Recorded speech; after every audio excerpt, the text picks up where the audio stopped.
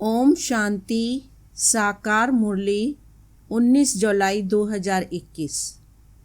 मीठे बच्चे, जीते जी इस शरीर से अलग हो जाओ। अशरीरी बन बाप को याद करो। इसको ही कहा जाता है डेड साइलेंस। प्रश्न: तुम बच्चे अभी अपना फाउंडेशन मजबूत कर रहे हो। मजबूती किस आधार से आती है? उत्तर: पवित्रता के आधार से। जितना जितना आत्मा पवित्र अर्थात सच्चा सोना बनती जाती, उतनी मजबूती आती। बाबा अभी स्वराज्य का फाउंडेशन इतना मजबूत डालते हैं जो आधा कल्प उस फाउंडेशन को कोई हिला नहीं सकता। तुम्हारे राज्य को कोई छीन नहीं सकता। गीत। ओम नमो शिवाय। ओम शांति। बाबा कहते हैं, मुझे याद करो अर्थात अशरीरी बनो अर्थात डेड साइलेंस। जैसे मनुष्य मरते हैं तो डेड साइलेंस हो जाती है। कहते हैं इनका शरीर शांत हो गया। शरीर और आत्मा अलग हो गई, खत्म हो गया। यहाँ भी तुम बच्चे जब बैठते हो तो इसको डेड साइलेंस कहा जाता है। जीते जी अशरीरी बन जाओ। अपने को आत्मा समझो। बाप को याद करो। तुम जानते हो यह सच्ची शांति है। वो लोग शांति को नहीं जानते। डेड साइलेंस का अर्थ तो जानते ही नहीं। डेड साइलेंस क्यों कहते हैं?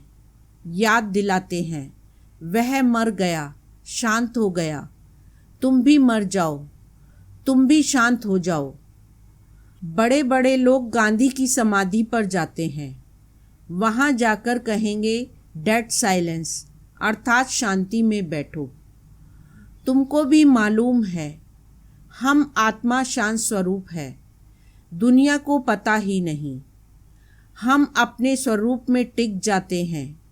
हमारा स्वधर्म है शांत। हमारी आत्मा शांत स्वरूप है। उनको यह पता ही नहीं, इसलिए शांति मांगते हैं। आत्मा कहती है शांति चाहिए। आत्मा अपने स्वधर्म को भूली हुई है। वास्तव में आत्मा का धर्म ही शांत है। फिर आत्मा क्यों कहती है अशांति है? अशरीरी हो बैठ जाओ। वह तो हट से प्राणायाम चढ़ा देते हैं तो जैसे मर जाते हैं। उसको कहा जाता है आर्टिफिशियल शांति। तुम बच्चों को तो पता है हमारा स्वधर्म शांत है। तुम आत्मा स्वराज्य ले रही हो। आत्मा ही सब कुछ बनती है। आत्मा बैरिस्टर बनती है। आत्मा कहती है हमको राज्य चाहिए। आगे भी राज्य लिया था बाप से, अब फिर लेने आए हैं। मनुष्य देह अभिमान में है तो दुख में है। अभी तुम समझते हो कि हम आत्मा हैं। अपने परमपिता परमात्मा से स्वराज्य लेने आए हैं। तुम आत्मा को राजाई चाहिए। इस समय आत्मा स्वराज्य मांगती है बेहद के बाप से। श्री कृष्ण को तो स्वराज्य था, फिर गुम हो गया। अब बाप आकर तुम आत्माओं को राज्य देते हैं। इसको राजयोग कहा जाता है। परमपिता परमात्मा राजयोग सिखलाते हैं। मनुष्य देह अभिमानी होने के कारण कहते हैं मैं फलाना हूँ। मैं देह को ही समझ लेते हैं। वास्तव में मैं आत्मा करती है। आत्मा कहती है मैं यह चीज उठाता हूँ। फीमेल कहेगी मैं उठाती हूँ। वास्तव में आत्मा तो मेल है। मैं आत्मा बाप का बच्चा हूँ।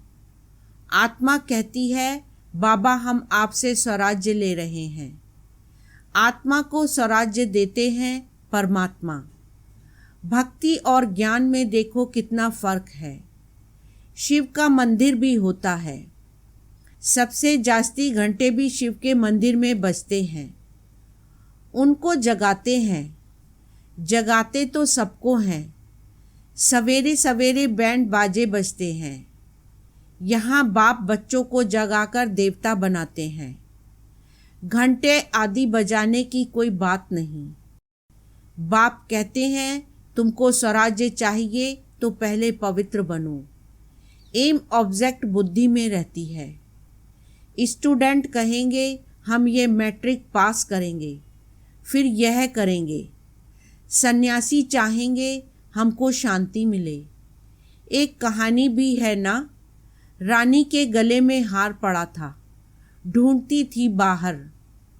तो वह भी शांति को बाहर ढूंढते हैं, परंतु आत्मा तो स्वयं शांत स्वरूप है। आत्मा अपने स्वधर्म को भूल अपने को शरीर समझ बैठी है। बाप फिर स्मृति दिलाते हैं कि तुम आत्मा हो। तुम आत्मा ने 84 जन्म भोगे हैं। यह बातें दूसरा कोई समझा ना सके। बाप कहते हैं तुम अपने जन्मों को नहीं जानते हो। मैं बताता हूँ, तुम हो ब्रह्मा कुमार कुमारियाँ। बाप ने समझाया है सिवाय पवित्रता के ज्ञान की धारणा हो नहीं सकती। कहते हैं ना, शेरनी के दूध के लिए सोने का बर्तन चाहिए, तो इसमें भी सोने का बर्तन चाहिए। आत्मा बाप को याद करने से सोना बन जाती है। बाप भी सच्चा सोना है। आत्मा बाप को याद करती है तो ज्ञान आ जाता है। तुम सच्चा सोना पवित्र थे। यह ज्ञान का असर किसको होता नहीं। बाप कहते हैं मैं तुम आत्मा को स्वराज्य देता हूँ। यह स्वराज्य मिलेगा तब जब पुरानी सृष्टि का अंत और नई सृष्टि की आदि होगी। मनुष्यों को हद की राजाई है। बेहद की राजाई मनुष्यों को कभी मिलती नहीं। विश्व का मालिक बन न सके। तुम बनते हो बाप द्वारा। भगवान बाप को ही तुम्हारे 84 जन्मों का मालूम है। देवताएं अपने जन्मों को जान नहीं सकते। अगर जान जाएं तो दुखी हो जाएं। क्या सीढ़ी उतरते जाएंगे? राजाई का सुख ही गुम हो जाए।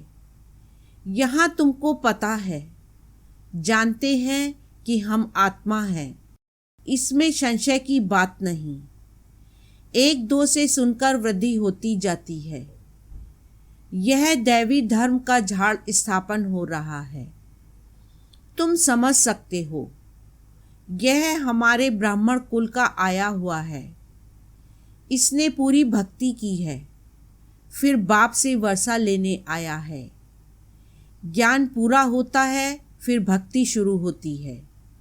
यह किसको पता ही नहीं है। मकान भी नया और पुराना होता है ना। कच्चे मकानों की आयु जरूर कम होगी। आजकल मकान बहुत पक्के बनाते हैं। भल अर्थक्वेक आदि हो तो भी मकान गिरे नहीं, नुकसान ना हो, बहुत मजबूत बनाते हैं। फाउंडेशन जास्ती पक्का बनाते हैं। अब फाउंडेशन पड़ रहा है स्वराज्य का। आत्मा को 21 जन्म के लिए राज्य मिलता है। यहाँ की राजाई तो कुछ है नहीं। आज राजाई है, कल किसी ने चढ़ाई की, खलास। फाउंडेशन कोई का है नहीं। मनुष्य का भी फाउंडेशन नहीं। आज है, कल मर जाए। अभी तुम्हारा फाउंडेशन बाबा पक्का डाल देते हैं। जो 21 जन्म तुम राज्य भाग्य पाते हो, तुम्हारी राजाई का पक्का फाउंडेशन पड़ता है। तुमको कोई भी धरती का तूफान हिला न सके। गीता में भी कहते हैं बाबा हमको स्वराज्य देते हैं, जिसको कोई ले न सके, गिरा न सके। ऐसी बादशाही देते हैं जो जरा भी दुख की बात नहीं रहती। आत्मा को कितनी खुशी होनी चाहिए। निश्चय तो है ना। निश्चय नहीं है तो वो स्वर्ग में चलने के लायक नहीं। इतने ढेर ब्रह्मा कुमार कुमारियां वृद्धि को पाते रहते हैं। तुम जानते हो ज्ञान सागर पतित पावन हमको पढ़ाकर राजयोग सिखा रहे हैं। वह फिर कह देते हैं कृष्ण ने सिखाया। यह कैसे समझें, शिव बाबा ने मनुष्य तन में आकर सिखाया। भारत ही पवित्र था, अब अपवित्र पतित है। देवताओं के आगे जाकर उन्हों की महिमा गाते हैं, शिव के आगे कभी ऐसा नहीं गाएंगे। तुम सर्वगुण संपन्न 16 कला संपूर्ण हो। शिव की महिमा अलग है। वह ज्ञान का सागर, पतित पावन, सर्व का सद्गति करने वाला, सर्व की झोली भरने वाला भोलानाथ है। ऐसे बाप को सब भूले हुए हैं। परम पिता परमात्मा को बुलाते हैं कि आकर दुख हरो, सुख दो। सुख करता दुख हरता तो एक ही है, उनकी ही श्रेष्ठ मत है। वह है श्री श्री भगवान की मत, जिससे तुम बच्चे भी श्रेष्ठ बनते हो। गवर्नमेंट भी कहती है कि भ्रष्टाचारी दुनिया है। अब श्रेष्ठ कौन बनाए, पता ही नहीं पड़ता है। समझते हैं साधु लोग बनाएंगे, परंतु वह तो श्रेष्ठ बना नहीं सकते। यह तो बाप का ही काम है ना। पहले एक राजा के हुक्म पर चलते थे। सतयुग में तुमको वजीर आदि कोई भी नहीं है। बादशाह में भी ताकत रहती है, वजीर का नाम गाया ही नहीं जाता।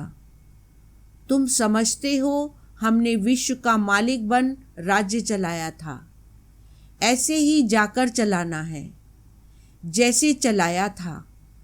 बरोबर सतयुग में लक्ष्मी नारायण का राज्य था ना। हर एक को अपनी अपनी राजधानी मिलेगी। कृष्ण को अपनी राजधानी होगी। दूसरे भी राजाएं होते हैं ना, कम से कम 8 तो हैं ना। फिर 8 हैं व 108 हैं। आगे चल पता पड़ जाएगा। ऐसे नहीं कि जो पिछाड़ी में ज्ञान देना है वह अभी देंगे। जो जिएंगे बाप ज्ञान देते रहेंगे। देना ही है। ड्रामा में नूंद है, परमात्मा का अभी पाठ है। यह ज्ञान देने का पाठ अभी नूंधा हुआ है। बाप कहते हैं आगे चल तुम बहुत समझने वाले हो। दिन प्रतिदिन समझाते रहते हैं। यह भी पता चले कि हम वहाँ राजधानी कैसे करते हैं, स्वयंवर कैसे होता है। तुम ध्यान में जाते हो, वैकुंठ में जाकर देखते भी हो कैसे वहाँ सोने के महल हैं। सोना ही सोना है। अपने को पारसपुरी में देखते हो, सोने की ईंटों के मकान बन रहे हैं। समझते हैं थोड़ी ईंटें ले जाएंगे। फिर उतरते हो तो अपने को यहाँ देखते हो। मीरा भी ध्यान में अपने को रास करते कृष्ण के साथ देखती थी। तुम सूक्ष्म वतन में जाते हो, वहाँ हड्डी मांस नहीं होता, फरिश्ते बन जाते हैं। ब्रह्मा का भी सूक्ष्म शरीर देखने में आता है, यहीं फरिश्ता बन जाते हैं। तुम बगीचा आदि देखते हो, ये बाप साक्षात्कार कराते हैं। तुम कहते हो बाबा हमको शुभी रस पिलाते हैं। अब सूक्ष्म वतन में तो पिला ना सके। फल फूल बैकुंठ में बड़े फर्स्ट क्लास होते हैं। सूक्ष्म वतन में तो बगीचा नहीं होगा। तुम बताते हो कि बगीचे में गए, फिर वहाँ प्रिंस था। वह तो बैकुंठ हो गया ना। बैकुंठ के वैभव यहाँ मिल ना सके। वहाँ तो फर्स्ट क्लास वैभव होते हैं। बाप कहते हैं हम तुमको बैकुंठ का मालिक बनाते हैं। यहाँ तो दुख ही दुख है। कोई ऐसा मनुष्य नहीं जो ऐसा ना कहे कि हे भगवान दुख से छुड़ाओ। दुख में ही याद करते हैं। कृष्ण के पुजारी कहेंगे कृष्ण कहो। हनुमान के पुजारी हनुमान की जय बोलेंगे।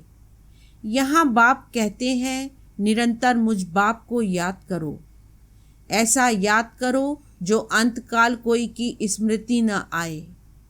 काशी कलवट खाते थे, उसमें किए हुए पापों की ऐसी महसूसता आती है जैसे जन्म जन्मांतर की सजाएं भोगते हैं। बहुत पाप किए हैं। इसको कहा ही जाता है पाप आत्माओं की दुनिया। आत्मा पापी है। आत्मा ही बाप को बुलाती है। हे परम पिता परमात्मा, हे परम धाम के रहने वाले शिव बाबा, उनका असली नाम तो एक ही है, वह है आत्माओं का बाप। रुद्र के साथ शालिग्राम शब्द शोभता नहीं है। शिव और शालिग्राम शोभता है। शिव का मिट्टी का लिंग बनाते हैं तो शालिग्राम भी बनाते हैं। पतित पावन तो वही है ना। यहाँ यज्ञ भी रचते हैं। भारत सबसे ऊंच है परंतु देवता धर्म को भूल गए हैं। तुम्हारा आदि सनातन देवी देवता धर्म है, वह तो चला आना चाहिए। हिंदू कोई धर्म थोड़ी ही है। देवता धर्म वाले ही सतो रजो तमो में आते हैं। जब तमो में आ जाते हैं तो अपने को देवता कह नहीं सकते। वास्तव में हिंदू तो धर्म है नहीं। तो समझाया जाता है कि तुम देवी देवता बन सकते हो, आकर समझो। तो कह देते फुर्सत कहाँ है। बाप कहते हैं हम तुमको अपना बनाते हैं, शांति और सुख का वर्षा देने लिए। कोई परिवार आपस में इकट्ठे रहते हैं, बहुत प्यार से चलते हैं। सबकी कमाई इकट्ठी होती है। कोई हंगामा नहीं रहता है। परंतु इनको स्वर्ग तो नहीं कहेंगे ना। सतयुग में एक भी घर में बीमार दुखी होते नहीं। नाम ही है स्वर्ग। वहां सब सुखी रहते हैं। बाप से तुम सदा सुख का वर्षा लेने आए हो। तुमको ज्ञान मिला है। कहते हैं बाबा आप पतित पावन हो, हमको भी पावन बनाओ। बाप के साथ तुम बच्चे भी खुदाई खिदमतगार हो। अच्छा, मीठे मीठे सिकीला दे बच्चों प्रति मात पिता बाप दादा का याद प्यार और गुड मॉर्निंग। रूहानी बाप की रूहानी बच्चों को नमस्ते। रूहानी बच्चों की रूहानी बाप को नमस्ते। धारणा के लिए मुख्य सार। फर्स्ट पॉइंट, स्वराज्य लेने के लिए पवित्रता का फाउंडेशन अभी से मजबूत करना है। जैसे बाप पतित पावन है, ऐसे बाप समान पावन बनना है। सेकंड पॉइंट, अपने शांत स्वधर्म में स्थित रहना है। जितना हो सके देह अभिमान छोड़ देही अभिमानी रहना है। डेड साइलेंस अर्थात अशरीरी रहने का अभ्यास करना है। वरदान, अपने अनादि आदि स्वरूप की स्मृति से निर्बंधन बनने और बनाने वाले मर्जीवा भव। सार, जैसे बाप लोन लेता है बंधन में नहीं आता, ऐसे आप मर्जीवा जन्म वाले बच्चे शरीर के संस्कारों के स्वभाव के बंधनों से मुक्त बनो। जब चाहें जैसे चाहें वैसे संस्कार अपने बना लो। जैसे बाप निर्बंधन है ऐसे निर्बंधन बनो। मूल वतन की स्थिति में स्थित होकर फिर नीचे आओ। अपने अनादि आदि स्वरूप की स्मृति में रहो। अवतरित हुई आत्मा समझकर कर्म करो तो और भी आपको फॉलो करेंगे। स्लोगन, याद की वृत्ति से वायुमंडल को पावरफुल बनाना यही मनसा सेवा है। ओम